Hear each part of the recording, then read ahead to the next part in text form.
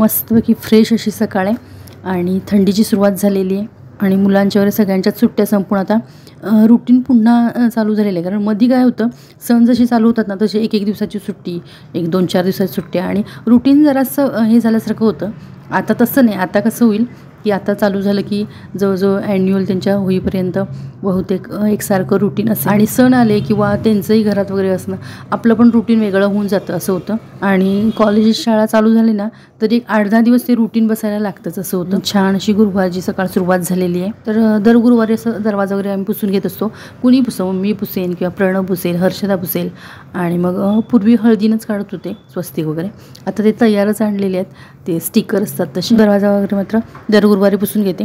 आणि उंबऱ्यावरची रांगोळी काय आपली रोज असते. आज मुलं कॉलेजला गेल्यानंतर ना आधी सुरुवात इथूनच केली. म्हटलं जेवण वगैरे नंतर बघूया. कारण दोघांची सकाळची कॉलेज चालू आहेत आता. नमस्कार, मी पद्मजा, राजाराणीच पलटी या आपल्या यूट्यूब चॅनलवर मी आपल्या सर्वांचं मनापासून स्वागत करते. आजचा दिवस तुम्हाला सुखा समाधानाचा आणि आरोग्यपूर्ण जाऊ हीच ईश्वरचरणी प्रार्थना. उंबऱ्यावर मस्तपैकी अशी रांगोळी वगैरे काढून घेते. उंबरा आधी स्वच्छ करून घेते, हळदी कुंकू लावून रांगोळी काढून घेते. अजून देवपूजा वगैरे व्हायची, देवपूजा पण लागलीच करून घ्यावी म्हणते आणि मग जेवणाला सुरुवात करावी. कारण आता मुलं सकाळी गेलेत की नाही, काही वेळेला मग 11:30-12पर्यंत येतात, काही वेळेला 12:30 पण होऊन जातात. आणि 11चं कॉलेज असलं की काय होतं की नाश्ता डबा वगैरे ते करायला लागतं. आता सकाळचंच असल्यामुळे मला हे करायला सकाळी करायला वेळ मिळतो. आणि नाश्त्याचं पण काही जास्त नसतं, कारण काय होतं मुलं 7:30ला जातात ना, त्यावेळेला काय त्यांना म्हणजे भूक नसते तेवढ्या सकाळी. चहा वगैरे किंवा चहाबरोबर काहीतरी खाऊन जातात. मग माझ्या एकटीसाठी कुठे, म्हणून मग मीही करत नाही, काहीतरी चहाबरोबर घ्यायचं. तर आज म्हटलं गुरुवारचं रुटीन जे काय ते शेअर करावं. आज काय करते गुरुवारच्या दिवशी ते शेअर करावं. काही वेळेला हर्षदा पण उंबरावर म्हणजे उंबरा पूजन किंवा त्यावर रांगोळी वगैरे काढून जाते जर वेळ असेल तर. आज काय तिला लवकर जायचं होतं त्यामुळे ती गेली. मग त्यानंतर मी कचरा वगैरे, आंघोळ झाली, कचरा वगैरे मारला, चहा घेतला आणि म्हटलं उंबरा वगैरे पूजून घेऊया, त्यानंतर लगेच पूजा करून घेऊया. मग आज स्वामी समर्थांना अभिषेक वगैरे असतो किंवा देवारातलं सगळं काढून वगैरे छानपैकी पूजा वगैरे ती करून घ्यायची असते. पूजा केली. पूजा करताना काही शेअर केलेलं नाही आहे, पूजा झाल्यावरच हे शेअर करते. सकाळी सकाळी अशी पूजा झाली ना छान वाटतं, अगदी मनाला समाधान वाटतं.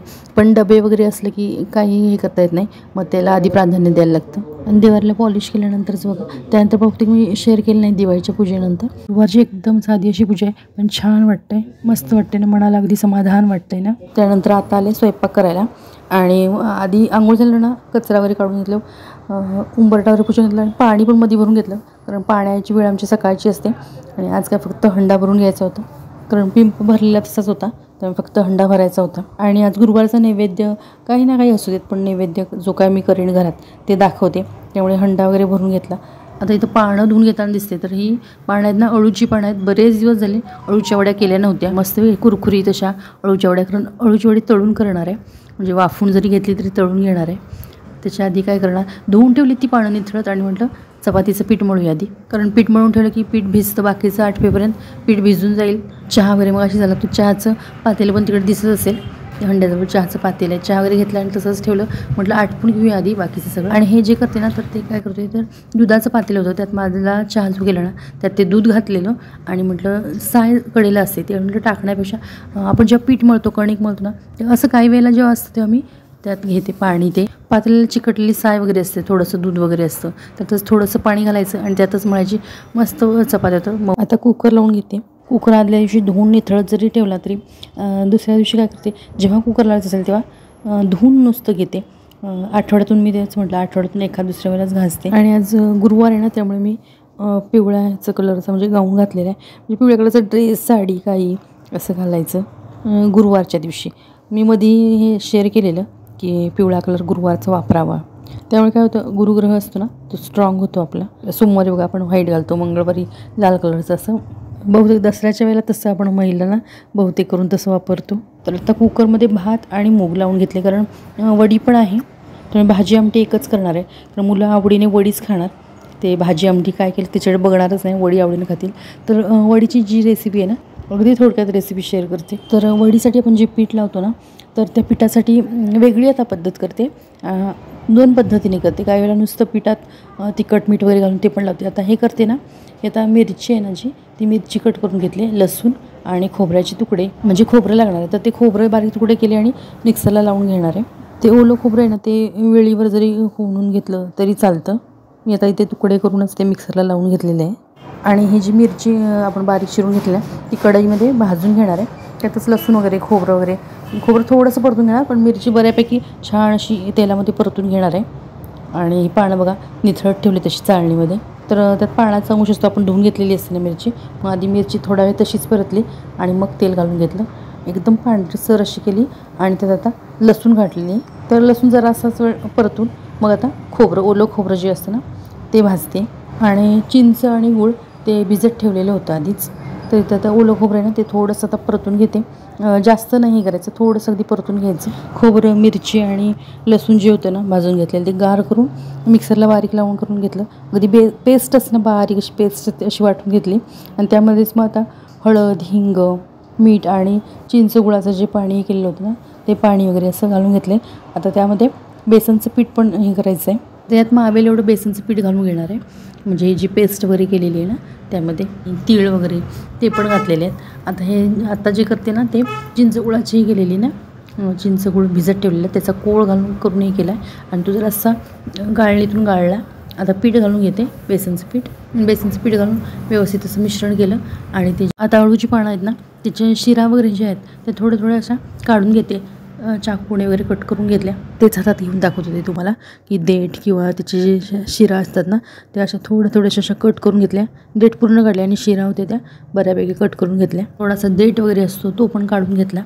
आणि त्याच्यावर आता पीठ लावून घेते, जे तयार केलेलं आहे ना बेसनचं पीठ वगैरे मिश्रण ते लावून घेते. जास्त जाडसरही नाही आणि जास्त पातळसरही नाही, असं मध्यमपैकी असं लावून घेतलं. एकमेकावर 3 अशी पानं ठेवून अळूची असं करते. म्हणजे एका पानाचे नाहीत, पूर्वी एका पानाचंच करत होतो, पण आता अलीकडे नाही, एक 6-7 वर्ष तरी झाली असतील. तसं 2-3 पानं ठेवून ना करून घेते. आणि ही मध्यम आकाराची आहेत, जास्त मोठी पण नाहीत आणि जास्त लहान पण नाही आहेत. त्यामुळे 3 आता पानं ठेवून तशी रोल करून घेते अळूच्या पानांचे. तोपर्यंत तिकडे कुकर पण झालेला आहे. मग आता हे वडी वाफायला ठेवून मग मुगाची जी काय उसळ आणि आमटी म्हणजे भाजी किंवा आमटी करणार आहे तर ते ठेवीन. असे रोल तयार झाले बघा आणि उकळत ठेवले. आता ज्या कढईत मी खोबरं भाजलेलं होतं ना मगाशी मिरची खोबरं, त्याच कढईत आता मी मुगाची फोडणी टाकून घेईन. मुगाची फोडणी वगैरे टाकून झालं मग कपडे उन्हात घालायला जाईल. मग कपडे घालून झाले की मग चपात्या गरम केल्या की नैवेद्य दाखवून मग जेवून घेता येईल. गुरुवारचं नैवेद्याला काही वेळेला गोड करते, काही वेळेला म्हणजे चणा डाळीचं पीठ आपण हरभरा डाळीचं पीठ असतो त्याचा एखादा पदार्थ करते, कारण ते आवडतं स्वामी समर्थांना, त्याचं आवडतं त्यामुळे त्याचं काहीतरी करते. म्हणजे भजी म्हणा, बेसनचं लाडू वगैरे जे बेसनच्या पिठाचं काहीतरी करते एकतर, किंवा मग गोड असं काहीतरी करते. आता तोपर्यंत वाफून झालेले आहेत आणि ह्या कोमट अशा आहेत, कारण थंड पण झालेले नाहीत, कोमट अशा आहेत. आत्ताच्या जेवणापुरतं लागेल ना तेवढ्याच तळून घेईन आणि मग बाकीच्या नंतर इकडे. आणि आता तर नैवेद्यापुरतं, आता मुलं म्हणतात नैवेद्यापुरतं आधी तळून घे, तेवढा दाखव नैवेद्य आणि मग गरम तळता येईल. त्यामुळे थोड्यासा आधी तळून घेणार. तेव्हा चपात्या मी करून घेतल्या, कपडे टाकून आले उन्हात आणि चपात्या करून घेतल्या आणि मग हे तळून घेते. आता कसं आरती करून नैवेद्य वगैरे दाखवलं की मग पुन्हा जेवणाच्या ज्या काय असतील ना त्या तळून घेईन. छान झालेल्या अळूवड्या, मुलांना वगैरे आवडल्या. आता अळूवड्या तळून झाल्या ना तर वेगळ्या ताटात वगैरे काढत नाही, काय करते तर चपाती झालेलीच आहे तर त्या चपातीच्या तव्यामध्येच काढून घेणार आहे, म्हणजे पुन्हा आणि वेगळं ताट काढायला नको. आणि मी नंतर जेवेन, कारण व्हिडिओ वगैरे एडिट करेन आणि मग नंतर जेवेन, कारण आज लवकर आटपले त्यामुळे एवढ्या लवकर काही जेवणार नाही आहे. त्यामुळे मुलं जेवलीत तर जेवतील, मी तर एवढ्यात जेवणार नाही आहे. तोपर्यंत एडिट वगैरे होईल व्हिडिओ वगैरे. तर असा नैवेद्य केला आज, काय मूद वगैरे पाडलेली नाही, असाच भात वाढला आहे. वडी, चपाती आणि मुगाची भाजी कम आमटी असं आहे. आणि भातावर थोडंसं दूध हे केलं, कारण वरण केलेलं नाही आहे त्यामुळे दूध हे केलं. आजचा व्हिडिओ आवडल्यास नक्की लाईक, शेअर आणि आपल्या यूट्यूब चॅनल अजूनही सबस्क्राईब केलं असल्यास प्लीज सबस्क्राईब करा. व हा व्हिडिओ तुम्ही नवीनच पाहत असल्यास प्लीज सबस्क्राईब करा. पुन्हा भेटू अशाच एका नवीन व्हिडिओसोबत. तोपर्यंत नमस्कार.